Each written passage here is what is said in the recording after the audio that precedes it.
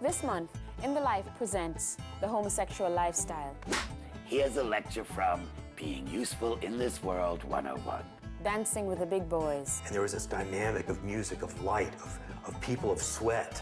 The women behind the screen. You have to keep such a significant part of your own humanity silenced or absent. And queer youth take to the streets. My mom had kicked me out, so I basically just lived in my car. All this and more on America's gay and lesbian news magazine, In the Life. In the Life is funded in part by the H. Van Ameringen Foundation. Additional support provided by the Ford Foundation, the Pride Foundation, the Gill Foundation, the Overbrook Foundation, the Rainbow Endowment, the Ted Snowden Foundation, the Arcus Foundation, Adam, a funding collaborative empowering queer youth, Mel Heifetz, Jim Stepp and Peter Zimmer, Wexler Zimmerman Charitable Trust, and the annual support of In the Life members like you.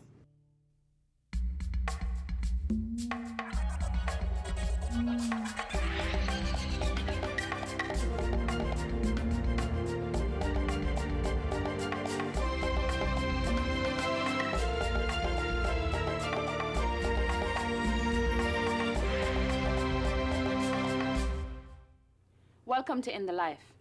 I'm Stacey Ann Chin. For 12 years, America's gay and lesbian news magazine has shown the faces, aired the voices, and charted the progress of the many communities that make up our populace. And the more we see, the less uniformity we find in the wide variety of LGBT lives. So tonight, In the Life goes in search of the homosexual lifestyle and finds a positive community unexpectedly aging. We really didn't think that there was going to be an old age. Campaign 2004. I think people have a right to say who they are, not have to apologize for it. A developing queer world. Talking about homosexual right is a Western idea, but homosexuality is not a Western idea. And one very proud Mary. If you sit at home and let the rest of us do your work, you're not really part of the community. But first, the commonly touted version of the homosexual lifestyle paints a picture of pretty party boys living a life of sex, drugs, and Donna Summer. In short, a circuit party. But the party circuit represents only a tiny fraction of the LGBT population. And even there, the truth is much more complicated. Today, a decade after it first rose out of the AIDS crisis, the circuit is dogged by accusations that it has corrupted the activism that gave it life. Circuit parties are kind of like rave parties, but for grown-ups who are gay. The dancing really grew out of the political climate at the time. Our newfound freedom that came with the birth of the gay liberation movement. The 1969 Stonewall riots opened up a newly visible gay nightlife in New York, one that reached a zenith when the Saint opened in 1980. I remember the very first time I walked into the Saint. This was the most spectacular environment I had ever seen, and it was for us. It was for the gay community, nobody else. The Saint was probably one of the most mystical, mythical temples of dance ever to come around. It came out of a dream. Bruce Millman, the owner of the Saint, had a dream about dancing under a dome of a planetarium and made it a reality. And there was this dynamic of music, of light, of people, of sweat. And you can see the sea of manhood just undulating like one body. And when that happened, it was like the nuclear power plant reaching critical mass.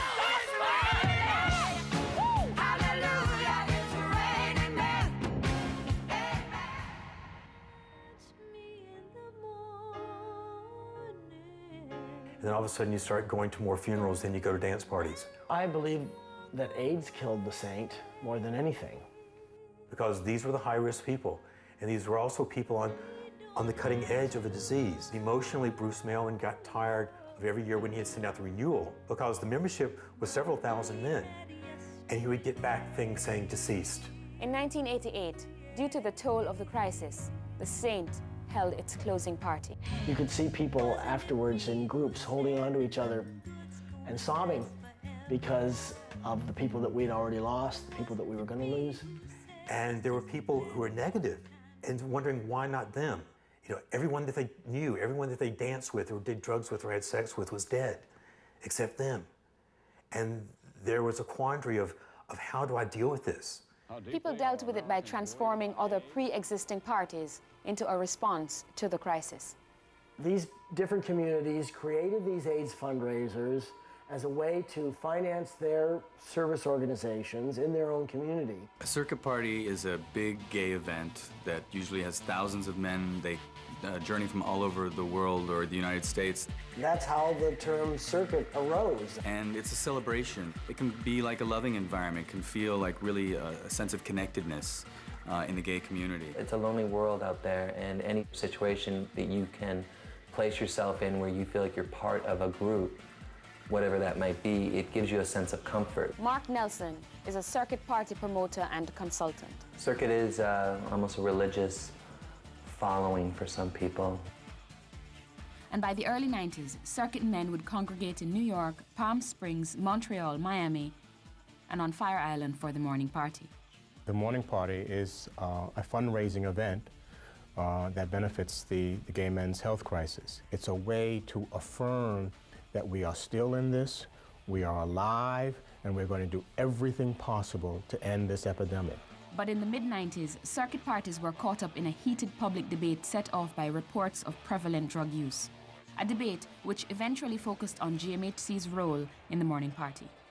I just wrote these pieces saying, GMHC, what are you doing? Like, this is a big deal. Someone died at your party. Jonathan Capehart is a Pulitzer Prize-winning journalist, an occasional in-the-life correspondent, and one of several gay critics who took GMHC to task for the party. Here you are, an AIDS services organization, but you are the host of a party that is now on the circuit, and where, you know, the reputation is, and everybody knows that the reputation of a circuit party is lots of sex, lots of drugs. Someone could come along and say, it's as if you are making your own clients. There's nothing stopping someone on Capitol Hill from making that connection. Although the current administration of GMHC declined to be interviewed, Ronald Johnson, GMHC's former executive director, spoke to In the Life in 1998. Much of the press's reaction is a perpetuation of the negative stereotypes of gay men as promiscuous, drug-taking partygoers. But when I was writing and saying to the morning party, can't you do something else? Anything else that would get you out from under this cloud? We are dealing with adults, and adults have a sense of responsibility. When I contracted HIV, I was an adult. I made a mistake, and it was no one else's fault. Eventually, GMHC gave up the party. And I think GMHC is a better organization because of it. Since the fallout over the circuit in general, and the morning party in particular, a number of circuit parties have increased outreach for safe partying. I don't want drugs in my parties. I know they're there. Most events will have emergency medical staff there in case somebody has done something that is not healthy for them. Little research has been done on circuit parties. But in 2001, the CDC published a study that included findings on drug use. Today, the major drug of concern is crystal meth. People get that invincible feeling that nothing can hurt them. I've seen a lot of people that say that when they let down their guard and had unprotected sex, that crystal was involved. If you're under the influence of a drug that is impairing your better judgment, then it's fueling the AIDS epidemic. It's just easy to point the finger at a circuit event, but that's not the primary purpose of a circuit event for people to do drugs. It's for them to gather and meet new friends. The CDC study found that as the number of drugs used increased, the likelihood of unprotected sex increased as well. I know that the circuit party gets accused of a lot of unsafe sex in that environment. At most events that I'm involved with, their safe sex is pushed extremely hard, to the point where at the end of a black party, I'll just load up with condoms and walk around and hand them to people. But between the fundraisers and the for-profit parties on the circuit, there are other concerns about how the highly visible circuit scene looks. Most of the people are white, beefy guys who usually look alike. Well, I would certainly love to see us be more integrated. The circuit men tend not only to be white, 70% by the CDC's estimates, but also hyper-built. Yeah, I think we're terrified of not being beautiful. God forbid you walk down that street and someone thinks, he looks sick. I was out dancing one night, and this was a circuit party, and someone in the middle of the Body Beautifuls took off his shirt, and he had Kaposi sarcoma. So he had lesions all over him. And I thought, way to go. And I heard other people talking about, I don't know why he has to do that. Why do we have to be reminded of AIDS? We can't lose sight of the fact that, there's still gay people seroconverting, and that there still is an emergency. I think there's a huge percentage of people that are not having unprotected sex at circuit parties. It can be a really wonderful experience. There is a potential, as the saint was, for creating a community within a community. I don't know what the answer is to turn our community from the path it is on right now, to want to stay healthy and alive and continue our community. You have the saint, you have circuit parties, there needs to be a new creation coming up. What that is and who's going to do it, I don't know. It can't be centered around death, it's got to be centered around life. Though they make compelling copy, the circuit boys comprise only a tiny fraction of an estimated 28 million LGBT Americans, for whom being in the life means something very different. There are, for instance, roughly twice as many Jewish lesbians as circuit boys, and they contend with their own distinct set of issues. I had my bat mitzvah in a conservative Jewish synagogue at a time when girls didn't have bat mitzvahs in synagogues like boys had bar mitzvahs. Of course, women have always played significant roles in Judaism, but not as official spiritual leaders with the title of rabbi. Rabbi Sharon Kleinbaum is the senior rabbi at Congregation Beth Simchat Torah, or CBST. Founded 30 years ago, CBST is the world's largest LGBT synagogue with over 800 members. I was just looking for a place to belong as a Jew. I was near Bethune Street, and I decided to go in and dig up the rabbi. I didn't have to dig her up. She was sitting there working. I never met a female rabbi before. Jerry Fair is a member of our congregation, and we think she is the oldest living Jewish lesbian. It's a mezuzah. You are a prophet. She first called CBST several years ago because she was planning her funeral and thinking about making arrangements. Many years ago, a lesbian woman in the group that I was traveling around with died of cancer. And at her funeral, the women formed a circle, and each one threw in a handful of dirt. That was religion to me. And I said, "You're a lesbian, Jerry. What do you want?" And she very much wanted to be buried by a lesbian rabbi.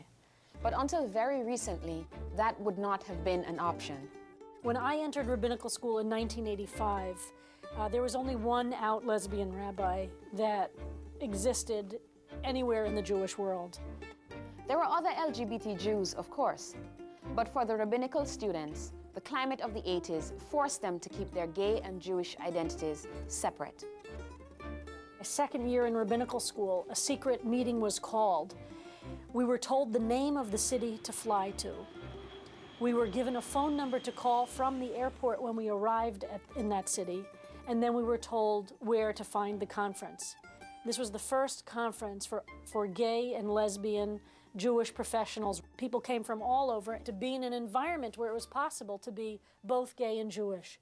And it was an outrage. Here were people who were spiritual leaders, helping people live whole and complete lives, and yet they themselves had to absolutely deny a significant part of their souls.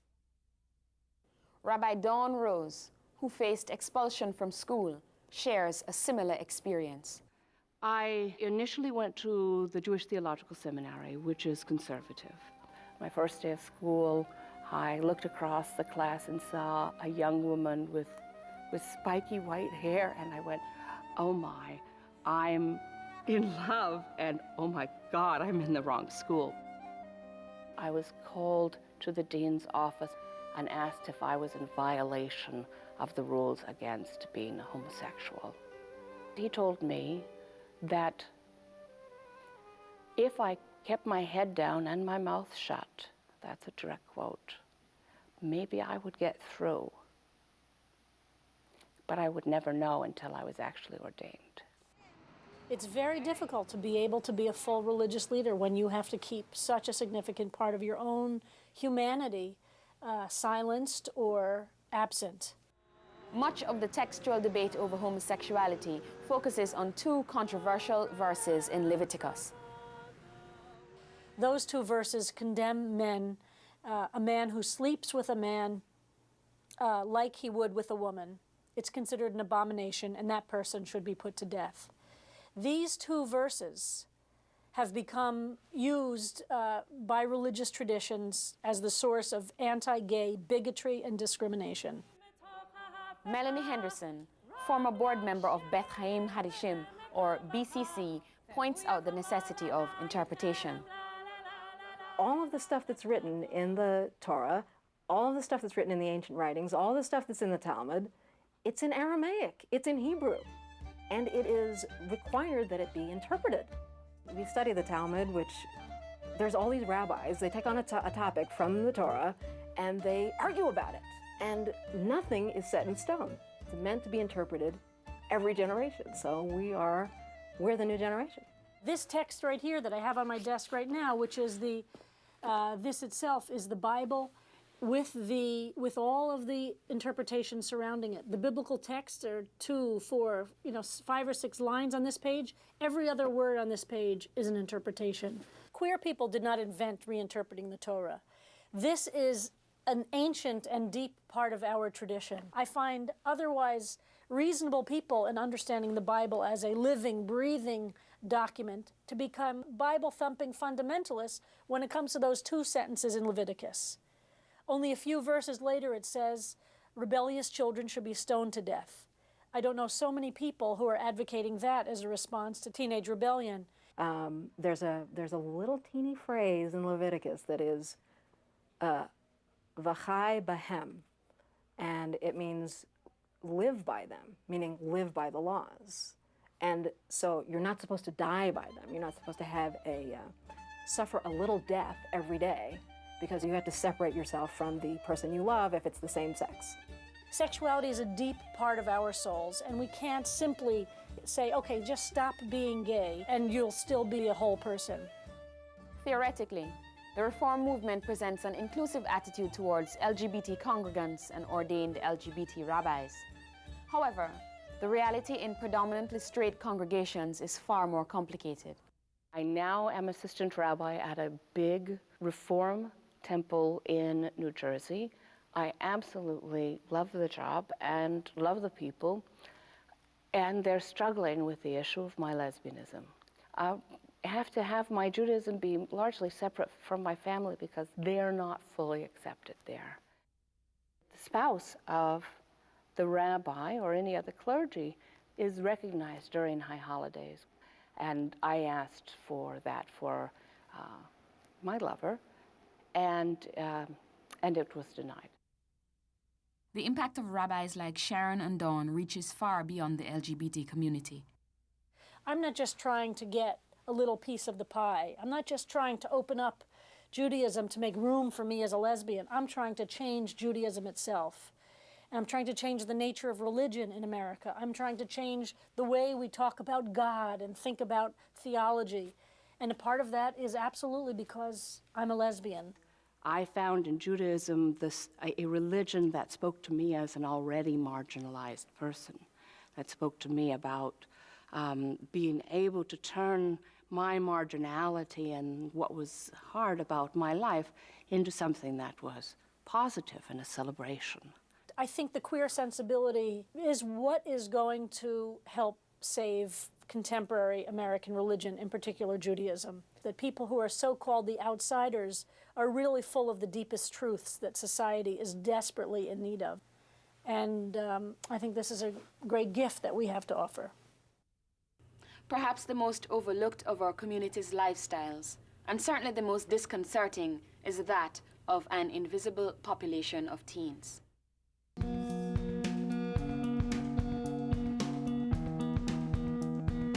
Many people run away from their homes and then run to metro areas and they end up homeless.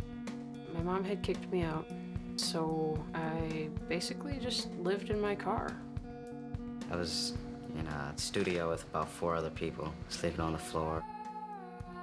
Anywhere would be better than where I was living in Wisconsin. It was just horrible. GLBT youth are kicked out, drop out of school, end up in foster care, all those things 10 times more often than any other youth. So there's a higher rate of GLBT youth that are on the streets. We started conversations about why are queer youth overrepresented in the homeless youth population? What can the community do about it? There's so many of us in the community who have extra bedrooms and would probably be willing to have somebody move in.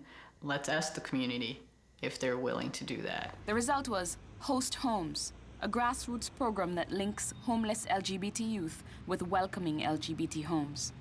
When I came out at 16, I got it's a phase, you'll grow out of it, and my mother realized that wasn't a phase. She told me that I needed to make up my mind what I wanted to do because I couldn't live in Fargo. That would be too much of an embarrassment for my parents. I mean, I could have very easily ended up being one of those kids on the street. So that's why I wanted to get involved. Let's say something about the fact that Stephen. The mission is to provide safe spaces for homeless youth. A lot of homeless youth were queer and they were out on the streets and they weren't using the shelters because they weren't safe places to be.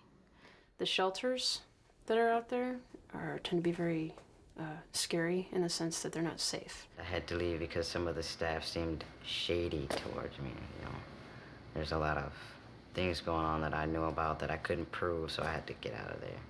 The staff sometimes have run-ins, with the youth and, sleep with youth or whatever. It's not a good atmosphere to be in.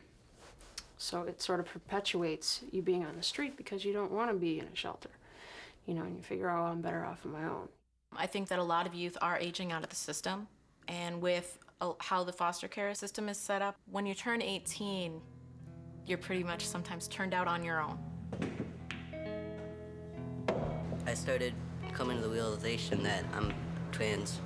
I started telling people, and I got a lot of negative reactions, and I didn't have any support whatsoever in Wisconsin. So I moved, and it was just horrible, I felt so alone.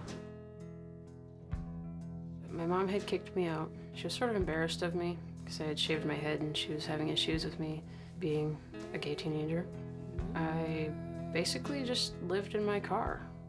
A lot of learning happens if you think back to when you were 18, 19, 20, and 21. That huge differences happen in your life. And without having a support system set up, there's no way that you're gonna succeed. I was creating this program that would mostly serve this population that had come out of the foster care system. I wanted to make sure that it wasn't the same thing. Hosts don't get any financial compensation like foster homes do. The youth are there because the hosts really genuinely wanted to open up their home and provide a safe space for them to live. Yeah, in foster care, they place you or they send you, you're gonna be with this family until you can settle things or until you're 18, and then you're on your own. They actually get to read through the host's entire applications. They get to interview the host. His first question was, is there a curfew?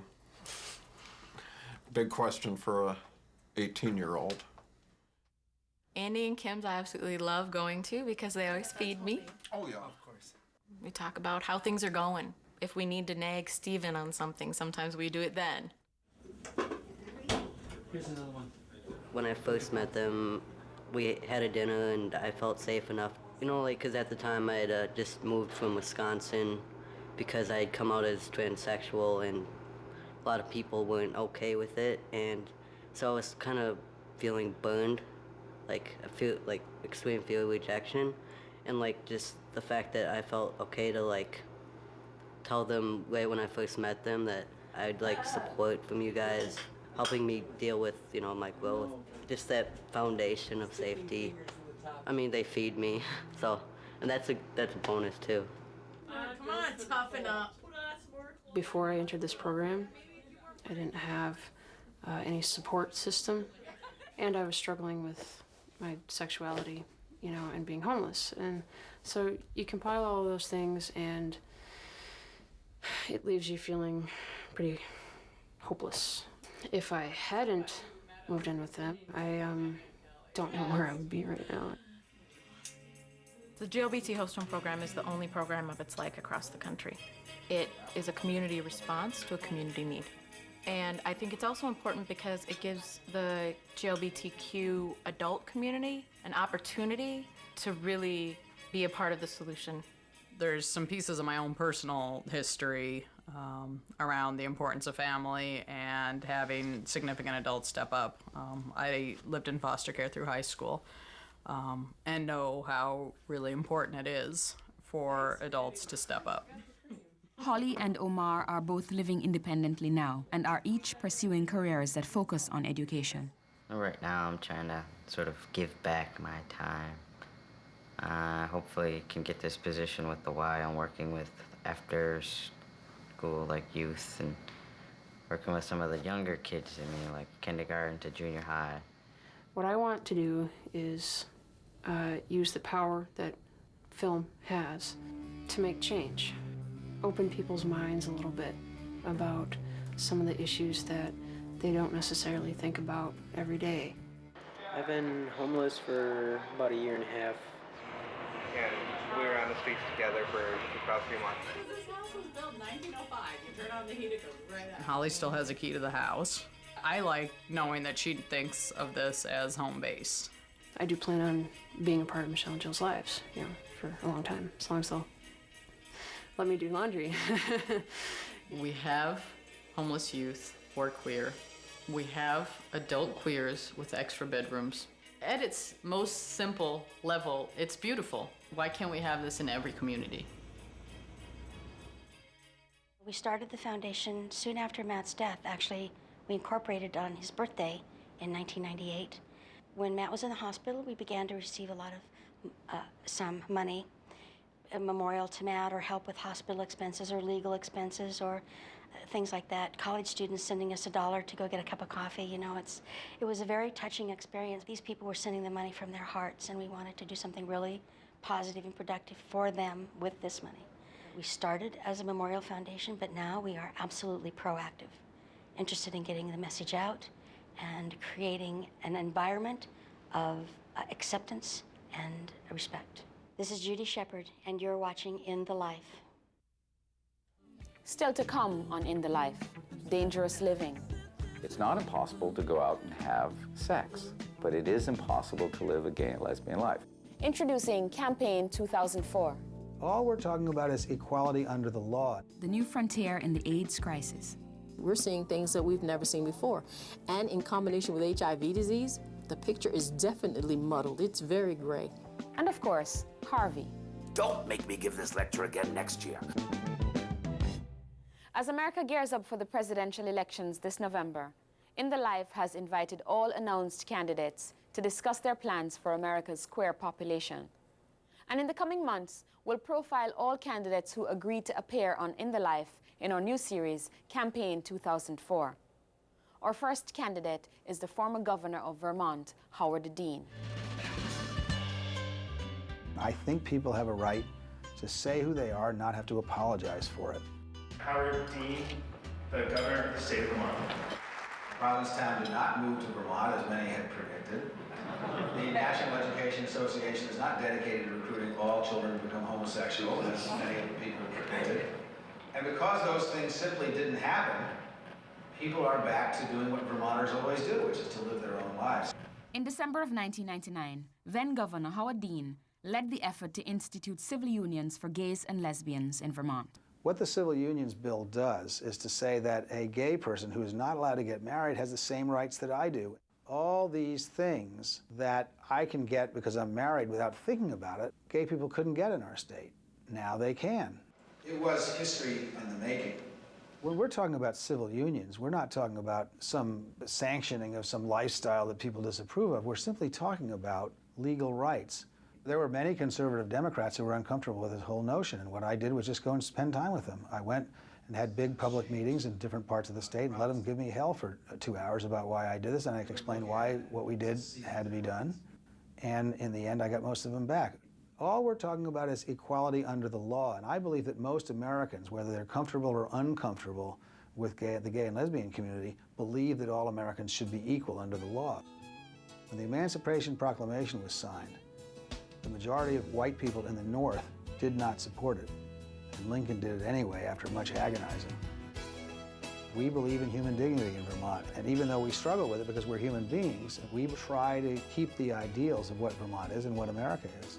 Back when there were slaves in every state in the country, Vermont banned slavery in 1777. Before we even joined the Union, we have a very strong commitment that we will not abuse other human beings for our own gain, and we struggle with that. We're not perfect. In January 2003, Howard Dean announced his bid for the presidency. First of all, I doubt very much that gay issues are going to be the deciding issue in the next presidential election. I think most people are going to be worried about health insurance, and they're going to be worried about the economy and their jobs. The principal issues I'm running on are I want a balanced budget. We cannot afford to go back to the old borrow and spend politics of the 1980s. We've got to have some people who are fiscally responsible. Secondly, I want health insurance for every American. We're the richest and most powerful society in the face of the earth. We're the only industrialized country that doesn't have health insurance. Most people in Vermont do not think of me as a liberal. You know, I'm fairly conservative about law and order. I get support because I don't believe that we ought to be taking away people's hunting rifles and things like that. We're one of the best managed fiscal states in the country. We haven't gone out and borrowed a bunch of money. We've paid off most of our debt. Inside Vermont, we're not seen as liberal, but we are very pro-human rights. I believe in human justice for everybody. People talk about special rights. That's something that they hear from spin doctors and sly political managers who are looking to drive a wedge, a hate wedge, between different sections of the electorate. The phrase special rights is really a coded hate speech because it implies that we favor some minority over the majority, and that pushes a lot of buttons in the majority. We're the most diverse nation on earth. If we don't include everybody and become as comfortable as we can with all different kinds of people, then the country's not going to succeed. Here's the bottom line. Hate kills. And it not only kills the victims of hate, but it also kills the people that hate. Prejudice and bigotry against gays is hate. The difference between success and failure in human civilization is the willingness of leadership to stand up against hate, because that is the single most destructive emotion that we have, and it's the one that's going to be the difference between whether we continue as a civilized world or whether we don't. I'm Judith Light, and you're watching America's gay and lesbian news magazine, In the Life.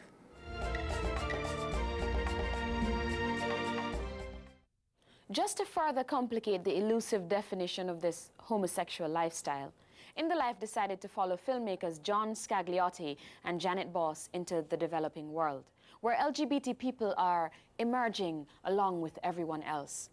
Most of their lives would be unthinkable in America. And as they come out, frequently into hostile societies, they are often finding they have nowhere to go. In tonight's Real to Real, Dangerous Living.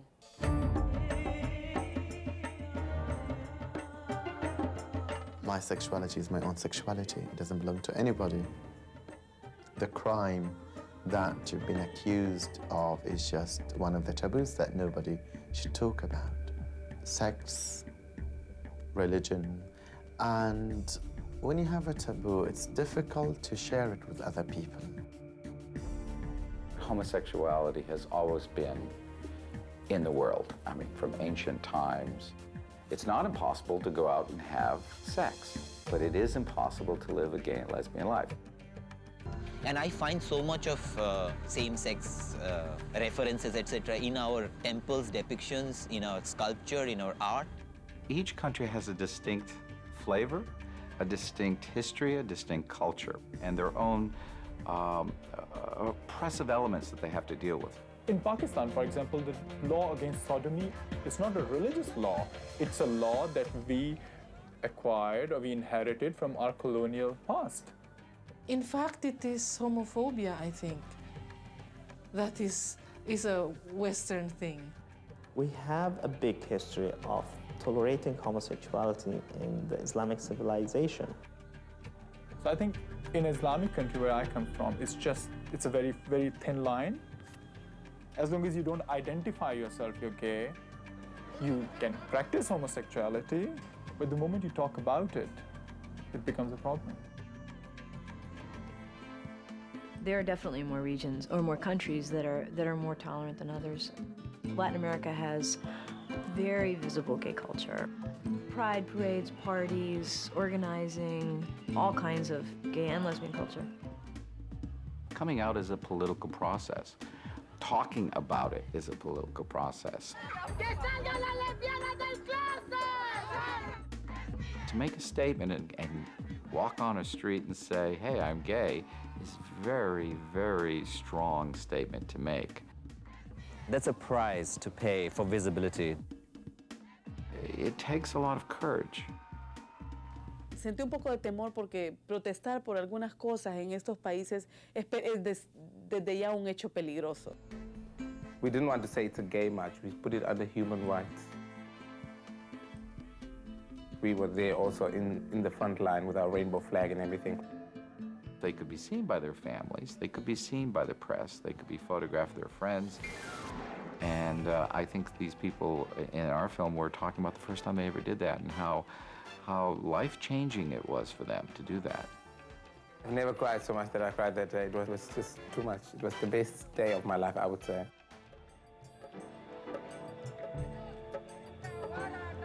The United Nations has started taking up the issues of sexual minorities around the world and is beginning to see it as an important issue. The Secretary General Kofi Annan saw some excerpts of this film and said this is an important issue for the United Nations to begin to work on. Any guy who is convicted of homosexuality or rape must be castrated. As someone says in our film, visibility brings the bullet. In some cases, when you become visible, the authorities, for many reasons, need to crack down. Let them be gay in the United States, in Europe, and elsewhere. They shall be sad people here. Yes. Political organizing is very frightening in these countries. Gays and lesbians are meeting and getting together, but you talk about trying to organize around the issue of AIDS, and you're in trouble. That was our main agenda. In fact, I think one of the first things we said was not gay rights, but we had the right to safe sex. In the last 5 years, AIDS funding started filtering from the West into the developing world, and AIDS was therefore a catalyst in bringing out some gay and lesbian people in some of these countries. It was really, really hard to find images that sort of spoke to lesbians' experiences in developing countries because there's not so much the bars, the public culture, it's really sort of private networks. To be out can be very dangerous. In other cultures, there are some ancient roles for people with sort of mixed female-male gender. So for instance, in Thailand, there's a Thai kickboxer who is male to female, transgender. สำหรับคนที่เป็นแบบตุ้มใช่ไหมคะก็ถ้าอยากทำอะไรก็ทำไปเพราะว่าเข้าใจเพราะว่าหลายๆคนที่เกิดมาเป็นแบบเนี้ย The first use of the internet was just to let people meet each other. Then it became a little more political, became organizing. kids all over the world watch MTV. When it finally started being positive about gay and lesbian people, you know, when they showed two men kissing or two women holding hands, they were seeing it all over the world. Talking about homosexual right is a Western idea, but homosexuality is not a Western idea. I perceive something major has happened around the world about gay identity, and that is what we're perceiving in Dangerous Living, is the idea that gay identity has now become a concept for people within the developing world that is different than just the idea of people having same sex.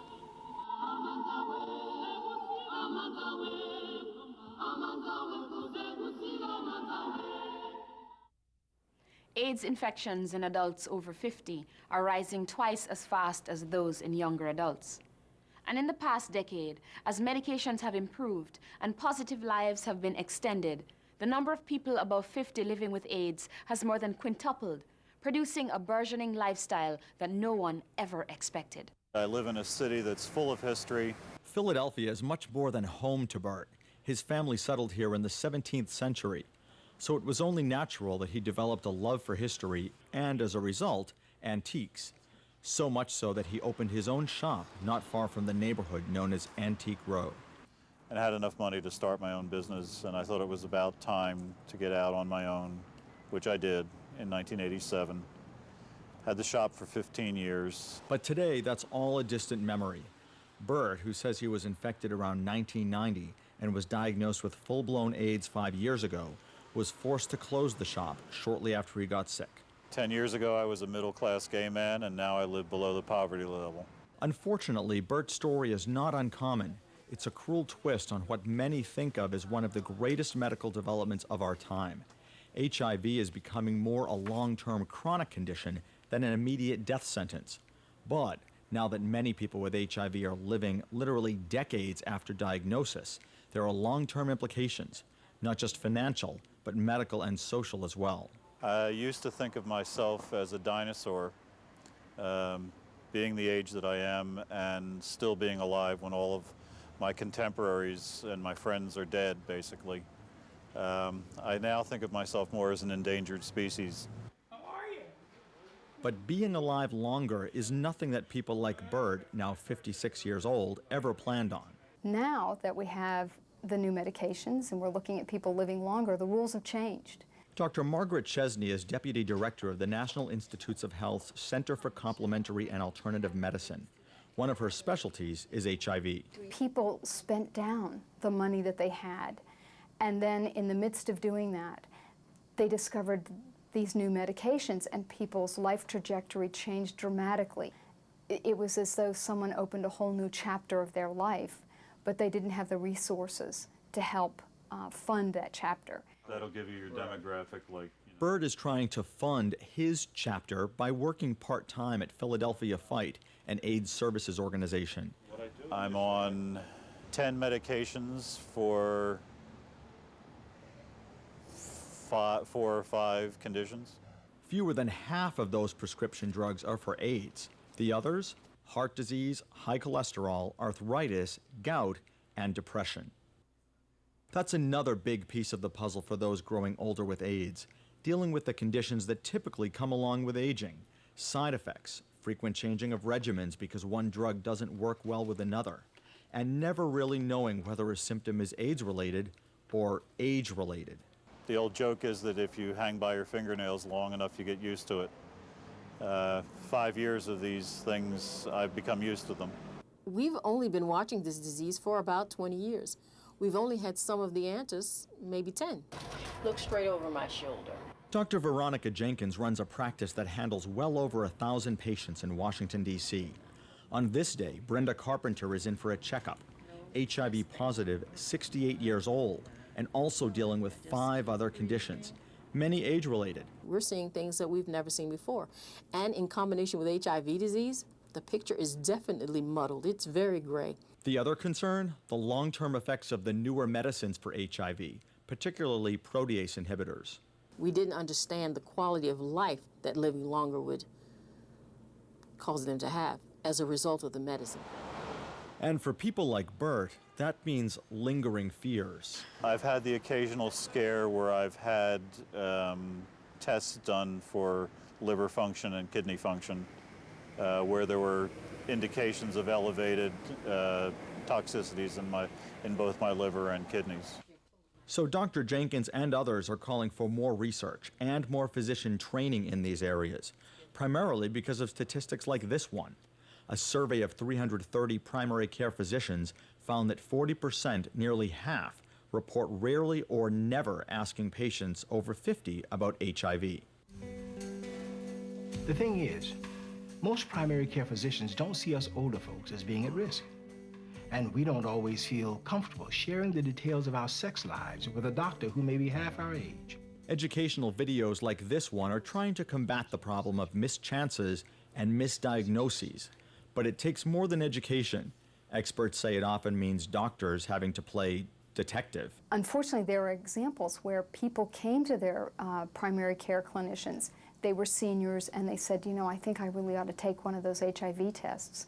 And the doctor discouraged them and said, oh no, don't, someone like you, oh, don't worry about it. That's in part because the early warning signs of HIV, like fatigue, loss of appetite, flu-like symptoms, and confusion, are also common to many age-related conditions. So, some say the estimate that seniors represent 11% of all HIV cases in this country may actually be too low. Dr. Cynthia Gibert is among those clinicians on the front lines of the Aging with AIDS battle. Now I think there is more concern that people may die from the comorbidities of aging rather than the complications of HIV. Dr. Gibert and a team at the Veterans Affairs Medical Centers are recruiting 6,000 older people for a 6-year study. To make a comparison between aging veterans who have HIV versus those who do not have HIV. And that's not all. The graying of the AIDS epidemic is gaining attention from many circles. Researchers, who have just published the first ever edition of a medical journal devoted entirely to HIV in people middle-aged and older. Survivors, who have formed groups like the National Association of HIV Over 50. NAHOF just held its 5th annual conference in Scottsdale, Arizona. And advocates like SHIP, the Senior HIV Intervention Project, a unique program based in Florida that reaches out to those 50+ through the web, educational materials, counseling, and testing. I was diagnosed in the summer of 1986. It's a time that I refer to as the time when the sun fell out of the sky. Today, Michael St. Andrews is 53. Though he's been dealing with HIV for 17 years, he's just now adjusting to the conditions of aging as well, like the diabetes diagnosis he was recently given. So I've got diabetes, I have hypertension, and I have high cholesterol. And so all of those things are being dealt with at the same time in combination with the therapies that I take for the HIV. When it comes to medication, people like Michael have quite a balancing act on their hands. How do these highly effective antiretrovirals act if you add in cardiovascular medications or medications for prostate cancer or other conditions? We just don't know. I think a large part of the fact that I've remained as healthy as I have is because I've remained active, and it's been about an attitude. It's a philosophy that many say comes with a second chance at life and needs to be put to good use. When my doctor said, Wilder, I can give you a normal life expectancy, to me, that was almost as dramatic as given the HIV, positive test results originally. Hi, David. He calls himself Wilder, just Wilder, the last name of his partner, Alan, who died from AIDS 6 years ago. When you're not prepared to become old, you're not ready. So I'm not ready to be old. I'm just ready to be here now. A stylist in Washington, D.C., Wilder is using the here and now to pass along some life lessons. Well, it's not just safe sex, it's just like safe life. Taking every opportunity with his clients. Because HIV is such an elusive disease, we never know. To talk about his HIV status and prevention. And you never know if someone else is telling you the truth about who they are, so you always want to just like protect yourself. Wilder says he wonders if this is his fate, kept here to do some good as a long-term survivor. For 22 years, I've lived with knowing that there may not be any tomorrow. And I've seen not only my lover, life partner, struck down, die in front of me, my friends shooting themselves, people jumping off of buildings and killing themselves in many different ways. But Wilder doesn't sound as optimistic about the social impact of HIV and AIDS, and his concern is echoed by many long-term survivors. This is still a disease filled with stigma, and many say it's a misconception that those infected have a vast support system. Nobody wants them. HIV-positive people are faced now with a kind of lonely future. And that's not just an opinion. Take a look at the findings of a recent study done in New York City. ACREA, the AIDS Community Research Initiative of America, surveyed people with HIV who are in their late 40s to early 70s. 71% said they lived alone, and a majority reported having to do things for themselves because no one is available to help them out. Back in Philadelphia, Bird is trying to do his part to change that, at least in his community. It's called Positively Gay, and it's starting on the web. An information site, a resource site, and also a social site so that gay HIV-positive men can get together and just be open and free with their diagnosis. And be open and free with plans for the future, an unexpected pleasure and challenge for many of those over 50 with HIV. Thinking about the future is something new for many of us, especially those of us who are older, because we really didn't think that there was going to be an old age. We were so afraid of dying every day. Now we cannot be afraid of living. And finally, in Outtakes, Harvey's take on pride and prejudice. So what happened was, these words are making me nervous. Well, so far that's not offensive. Come on, Papa, what do you say? Okay, here's a lecture from Being Useful in This World 101. You know I hate doing this to your kids, but sometimes you leave me no choice. This past gay day, I was complaining to a new acquaintance how peeved I was to be working and therefore unable to march in the annual Gay Day parade. Hey, says he, I never go. Hate that march. I tried to stay calm. Hate it you do. And what is it you hate about it? Oh man, all those freaks out there naked in the streets and the drag queens and those topless dykes. I want no part of it. Never go near it. Still biting my tongue. And in your perfect world, what would the Heritage of Pride parade look like? Well, how about having some normal-looking people? Aren't we just people? Why do we only see freaks and drag queens and flapping private parts? Why doesn't the parade ever look like me and my friends? We're part of the community, too. Actually, I answered in measured tones. If you sit at home and let the rest of us do your work, you're not really part of the community. You're a leech, a hanger-on, a drain on the energies and resources of the rest of us. And furthermore, if you want to know why the parade does not look like you, it's because you and your friends sit at home and complain instead of showing up. You want to be represented? Then represent. Pick your lazy butt up, get it out on the street, and stop making everyone else do the work for you. Oh, you're the first one to celebrate Supreme Court giving us a victory. But do you ever do anything to make it happen? We know you weren't out there on the streets protesting with the freaks and drag queens. So what did you do? Did you send a check to Lambda Legal Defense Fund? Did you write a letter to your congressperson telling them you're an openly homosexual person in their district? Did you write a letter to the editor of your local paper demanding full rights of citizenship? Ever call your local TV station and ask to be represented in their programming? Are you even out to everyone in your life? If you want the community to reflect who you are, you have to be part of the community. If you want the parade to look like you gotta be in it. And if you want to celebrate our victories with any honest feeling, then do some of the hard work that makes victories possible. The rest of us are plenty tired of carrying you. And by the way, There are tens of thousands of regular-looking folks marching every single year. Why the media never shows them on TV or in photos is grist for another entire program. See you next month. I'm Stacey Ann Chin. For all of us at In the Life, here at Hell in New York, thank you for watching, and we'll see you next month. In the Life is funded in part by the H. Van Ameringen Foundation. Additional support provided by the Ford Foundation, the Pride Foundation, the Gill Foundation, the Overbrook Foundation, the Rainbow Endowment, the Ted Snowden Foundation, the Arcus Foundation, Adam, a funding collaborative empowering queer youth, Mel Heifetz,